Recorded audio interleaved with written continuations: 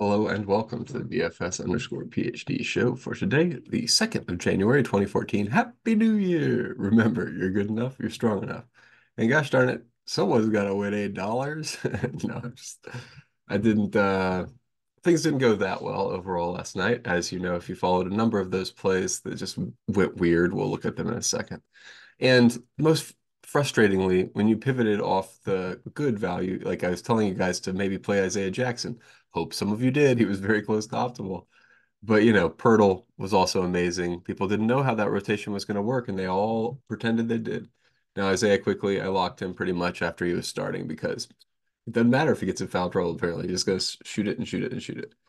We'll do a review in a second. I just wanted to point out they got the new DraftKings stuff up for this year. So somebody read it. The gold is like 5,000 higher. Who cares? Diamond is the same. Yeah.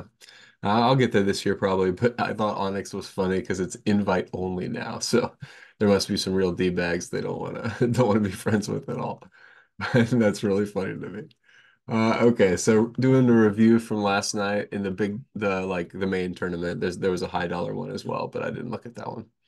And yeah, so Russ takes it down, $100 on the table, sim ROI negative 50% because was Matherin supposed to play the whole game? No, that was so frustrating, man. He was like, we had much better value open up in other places. And then Nemhard people get messed up with the injury, not me, because I pivoted off all my Nemhard, Neesmith, and Matherin. And because Matherin's as good of a play as like healed or whatever, like yeah, okay, he hit his shots, but he was like 40% owned. It was just frustrating. Oh, 20%. Oh, that was fun. I can't have any. Oh, AJ Dillon sim touchdown. Sharks punished. No, I'm just kidding. I do like the Madden Sims. You should all play them. It's fun overlay situation. But yeah, Isaiah Jackson, you'll see him here in the third lineup. You're never going to get to McConnell lineups yesterday. I mean, like this crazy stuff had to happen for him to be in the winning lineup. Isaiah Jackson, fine. Knox, fringe consideration, I guess. Some of these lineups I'm just not getting to. Yeah, here's the first one I was probably getting to once Fontecchio was starting. This would have been but Matherin again. Yeah, so I mean, like, it was just punishing because Matherin, I just don't think you could. I couldn't play with any confidence. I wouldn't have had any. Yeah, so the salaries were all right for these guys, but you can see the sim ROIs. Like, I just wouldn't have played these lineups. They're too far from profitable. Here we go. Is this one that actually? Yeah. Okay. I was about to say this one, even with Matherin pre-lock, I might have played just because I feel like fine. Matherin could get there 5 to 15%. Every other piece was very highly likely to smash. Okay, whatever. So I don't know, contest review, I should figure out exactly what I'm doing here, but my general sense is I wanted to figure out how close we were on the best plays. So can I go over here to the player cards? No, I can't sort by value, huh? Okay, well, let me just keep on going down a little bit more to see if anybody's left any money on the table. Look at this, 50,000, 50,000, 50,000. There's a max of 100 on the table, honestly. Like, this is the second time I've done this, and this is a pretty short slate. This was 6 games. And every single one of these guys, 50,000, 50,000, 50,000, 49.9. I'm leaving. I mean, I've been telling you guys leave up to 200 on the table. I guess not. This is 100 on the table season, guys. So I'm going to go over here. I had 200 on the table. Nope. That's Trump behavior, apparently. Oh, do you want to not be in the top 10? Well, then leave more than $100 on the table. That's 2 nights in a row. So contest review is valuable. Obviously, we'll figure out. Let's see. No, you don't want to go up to the higher dollar one. I bet that's even tighter. Um, I could go down to like 4 point play. Whoever has the most entrants to see what the actual optimals were. But I mean, like, when do we even hit somebody who left more than $100 on the table? 12th, 13th, 14th, 15th, 16th, 17th, 18th, 19th, 20th, and here, I guess, below 20th were all my lineups. So, hey, there we go. Yeah, 21. Congratulations to Jack H.M. McCrae. My apologies to you guys because that hasn't worked 2 nights in a row. So we're tightening it up and we're assuming we're getting to really close efficiency. And or even when we have value, the value doesn't overwhelm the efficient pricing elsewhere because there's very good pricing. Even though, again, it is anticipated tonight Terry Rozier will be out again. So immediately, who does that mean is core? Ish Smith is core. Ish Smith will start. You saw he played a little bit in the blowout, just enough to get to value. He is not priced for Terry Rozier being here. Honestly, like he's head and shoulders above everybody else on the slate, 80%. Ish Smith. You can play him. You can build a rule if you want to with Nick Smith, but I mean, like they can both go off. They did both go off that Christmas Day game or whatever. Um, if I remember correctly. I'm not looking it up. I love the Hornets, and I definitely paid attention to that. So Joel Embiid, 63. Yeah, best play on the slate. So probably him and Ish stand out above the rest. I'm not gonna go like I think what did Saberson projects him versus Shea versus DeMontis? Yeah, it's pretty substantial. I think yeah, you can go to 75% if you want to. What does that mean for me? Yeah, so I'll probably run my instead of 20 today, I'm probably running 6 as I tighten up my lineup pool towards the 12 days from now Tournament of Champions. So that means let me put 66 on this for MB, 67, so I can get two-thirds of my lineups will be the meaningful threshold.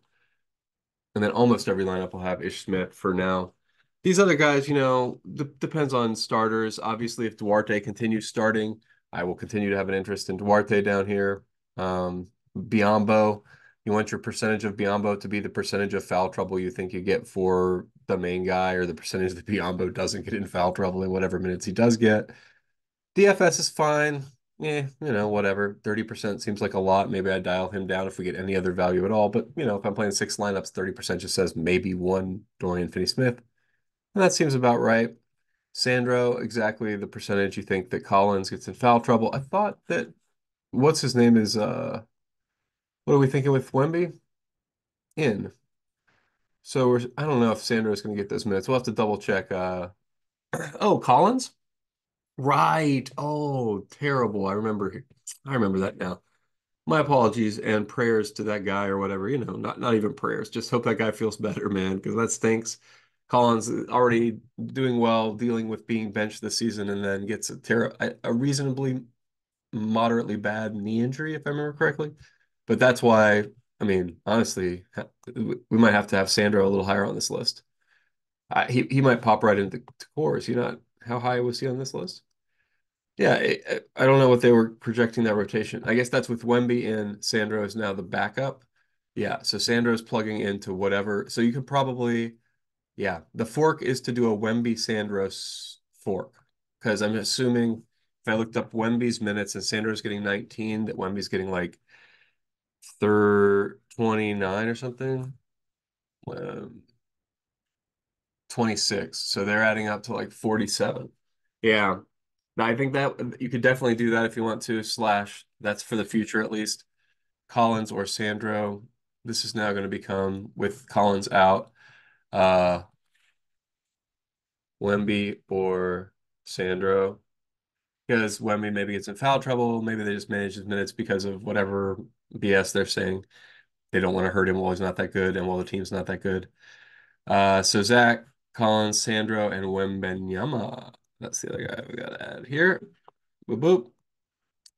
Really been enjoyable watching him play this year. I don't understand why he's not. What I guess he's having his minutes monitored now or something. Yeah, 26 minutes. So in 26 minutes, he's almost. I mean, he can go for like 52 points. So I can't say for sure he's off the table. I'm not unclicking him. We all know that that kid's got incredible talent, but I think you just want one of him or Sandro. And Sandro, the upside, I would give him maybe a few more minutes. So currently we've got him at maybe 20-ish. 19, yeah. I think you could give him, let's say that they limit the other guy to half a game or gets in foul trouble. That's the Sandro upside game. In the Sandro upside game, he gets like 24 minutes. And so 24 minutes, that's his like, I talk about center distributions being bimodal. This is now the Sandro gets to play because who gets the biggest bump, right? In playing time, it's not the guy who goes from the bench to the starter. That's like what, 4 minutes or whatever. It's the guy who goes from not in the rotation to in the rotation. That is a huge, infinite change in upside. And so I want Sandro's upside to be currently reflecting, yeah, that. Okay, great.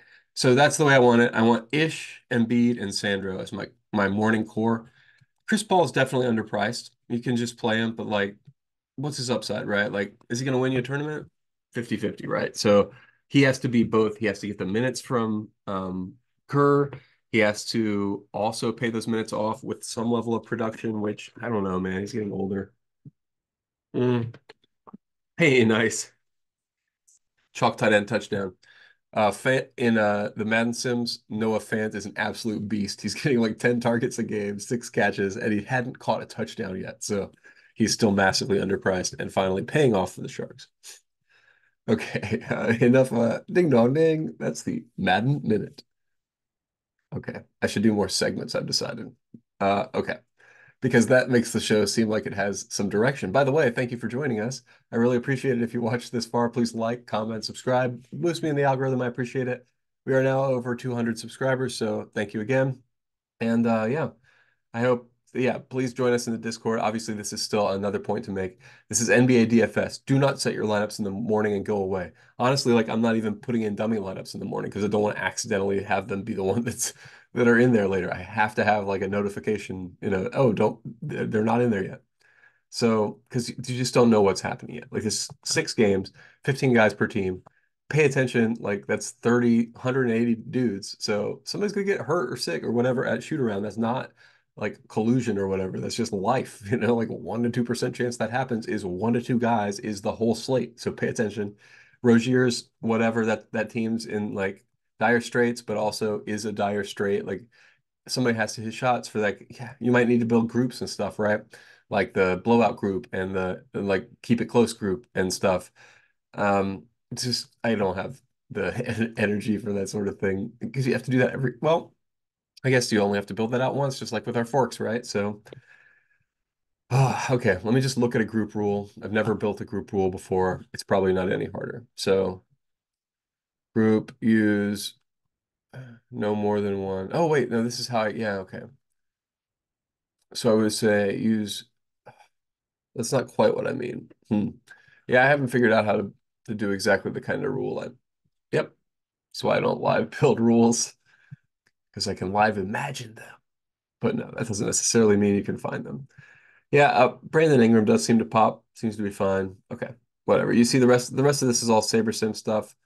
I endorse the Ish Smith, Embiid, Sandro part of this, and also I endorse paying attention to late news. Like I don't know. It's yeah, who's questionable? Is anybody questionable in Boston? No? No. It's a pretty tight line. I'm surprised Oklahoma City is favored there. So I was just seeing if anybody was questionable. Philly, obviously, Embiid expected to play. That could be a blowout, could be ugly. And if it's not ugly, I mean, Chicago, boy, what's our what's our Vooch fork now? It's Drummond and who? It's like Terry Taylor or something, right? This could be interesting. So foul trouble against Embiid is not unheard of, right? So yeah, okay, let's do this. This is good. So Vooch or Drummond. I don't think I built the rule yet, right? So it won't be here. So I'm gonna go add new rule, max one. We'll call it the Drummond Terry Taylor rule. Is that who it's gonna be? The Drummond fork. It's called the Drummond fork. Yeah, I think it's Terry Taylor who's getting the minutes. And then I'm gonna go over here before I actually build the rule and confirm no more than one Terry Taylor and Drummond. Because everybody's gonna, I mean, like anybody who considers this at all is gonna consider Drummond. But I'm pretty sure it's been Terry Taylor who's been getting the backup 5 minutes. So let's check it out. Chicago after the Vooch injury game flow. This is against Philadelphia, another team with a big. Terry Taylor came in for Andre Drummond. And yep, it looks like him. Yeah, it has to be him or Alex Caruso. So yeah, Terry Taylor got the backup and they added up 17 and 30, so 47.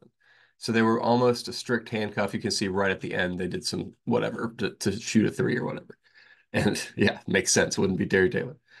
Yeah, so Terry Taylor is totally in play because if he gets to 17 minutes, well, and that's not even an upside game for him, right? I mean, like that was just like an average game for him. So 17, first of all, for Terry Taylor is definitely like a standard game. So let's pop him up to in the mix. And then secondly, let's limit him to please don't do this for more than like 1/3 of your lineups. It's an interesting idea because Embiid does tend to get people in foul trouble. And I mean, like, what if he did get 20 22 minutes and like so you can't have it be with your Drummond upside lineups. Now let's double check. Drummond's probably only getting 25 minutes, 32 minutes. Yeah. How many did he play last game? I think you can give him a few more in a I was looking up that for so you can give him so that was 29.6. Didn't he get how many fouls? That's what you got to check with him always. I don't think he fouled out. PF1, PF2, so that's three, that's four. Um, he did not foul out. He was just subbed out. So yeah, 30 does seem like a reasonable expectation even for an upside for him. So can't really change your amount of Drummond points. That's already a lot, and you'll probably get there if you're playing a bunch of lineups. But yeah, for me, I think I'll add a little Terry T Taylor possibility into the mix because there's a reasonable possibility. And let's say let's pop him up to 20 because I like the thesis that Drummond gets in foul trouble against Embiid. And so in the Drummond gets in foul trouble against Embiid case, I think Terry Taylor becomes the value of the slate. Just like in the last slate, I was convinced. I was convinced about Isaiah Jackson being that guy, and I was convinced Miles could get in foul trouble despite taking some props that I maybe shouldn't have that needed him not get in foul trouble. But I knew it was a possibility. And so anyway, I pivoted off to the better value once we got like Metu and we heard the Bull news and there was all sorts. I mean, Bull, man, fun to watch him play. I love to see him jacking up threes, blocking shots. I'll always have him in my lineups, whatever. There's a min price Bull possibility. But he didn't quite get us to the promised land, so that's too bad. But yeah, I think Terry Taylor is your like Isaiah Jackson play of the day. Obviously, can't be in any of my lineups. He wasn't in any of my builds, but he's like if you're looking for wow, not in price at all. He's at 4K, so never mind. He's like just fringe value. I thought he was going to be min price. I guess he's been in the rotation a few days now. So no surprises, no surprises. Dalen Terry, I mean, I guess they could if both of those other guys get in foul trouble, how many minutes was Dalen getting? Yeah, that's the thing. No, not enough. Not enough from him. So he's only at 11 minutes for those of you on the podcast. Well, yeah, and the other, I was looking up, who was I looking up in this? Yeah, I was looking up Trayce Jackson Davis rotations. I think he was rotating with Looney. So if you wanted to, what was our Looney situation? Uh, we could do a Looney fork with Trayce Jackson Davis. It's just such a mess, and I don't love any of those plays. But I mean, Trayce is good. Sorry, he's one of the better plays on the slate because of just like I enjoy watching him play, and I think he can get those minutes. What did he get in the last game? They're projecting him for 30. I think that's reasonable. He got 30 in the last game. Did not foul out, but look at that. He played the entire fourth quarter. That's nuts. That's crazy. What have you seen that? Like, yikes, dude. If you needed Looney, if you needed Looney in that last game, oh my gosh. Terrible luck. Did Looney foul out? No. Right? Looney one foul? No, Looney didn't foul out. I don't know what happened there, guys. If you had Looney in that last game, oh my gosh. But as a result, Looney's probably massively under-owned, right? Has he been on the bench? He hasn't been playing at all. Yeah, okay. But what's his price? He's probably still priced up. We might have to give him a little time. Oh, 3,800. So if you want to be sneaky, you could add a Trayce Jackson Davis and Kevon Looney fork because Looney is definitely the straight backup here.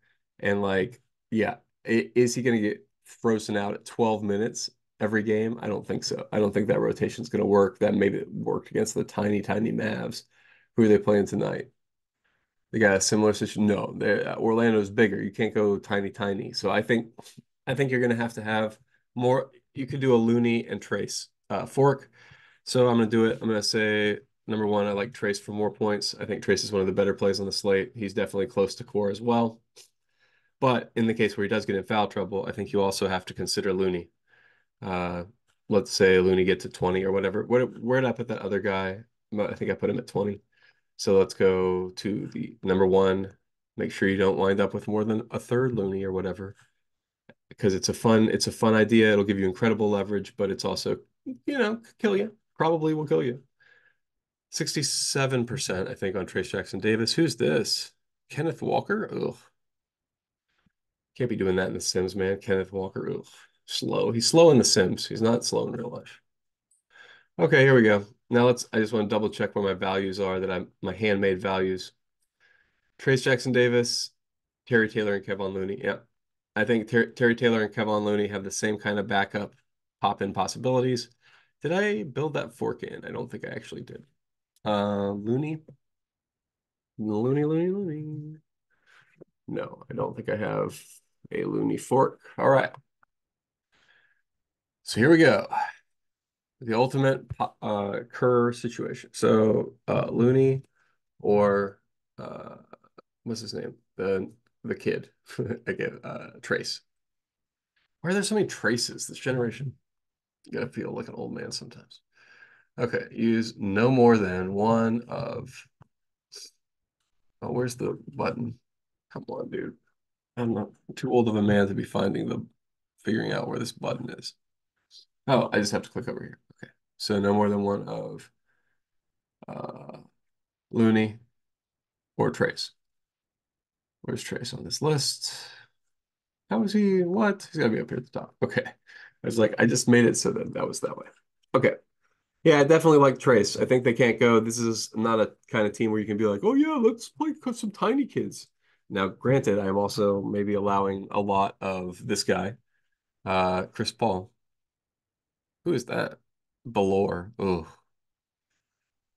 By the way, that's I noticed on the Monday, was it Monday night or Sunday night? Whenever the lot, yeah, Sunday night sim. One of my it wasn't a sim, it was the real life game. You know I have a saying from The Sims, need a punt? Punt? Consider munt. And I hope some of you remembered that saying and thought, oh, maybe that'll come to pass in real life, which it shouldn't, because in real life he doesn't play the touchdown fullback role like he does in The Sims, and that's why he's actually playable in The Sims, just like Valor just scored in the same circumstance. So anyway, if you need a punt and if you needed to solo win on FanDuel, are you kidding me? That was incredible. I literally am not sure I've ever seen that. A solo win of 100K on FanDuel, dude goes down in history, man. I can't even remember. It was something like RJJ84, someone from my year, some old man like me. So congratulations to us all. When one old man wins, we all win, right? All right, that's a good enough place to end. I've given away pretty much all the edge I see at this point on the slate. There's just so many slots left to fill, right? I mean, like I could fill 150 lineups. You could fill 150 lineups. There's like 100 people watch the show today. 1,500 lineups. There's thousands and trillions of these lineups. So, I hope I give you some of the edge and that we're up there. I mean, if we're holding hands at the top, each of us gets $65,000 or whatever. Wham, wham, wham. Like I don't care that much. Possibly, hopefully you don't care that much either, and I'm not going to be your eternal enemy. But remember, you're good enough, you're strong enough, and gosh darn it, someone's got to win that money. Might as well be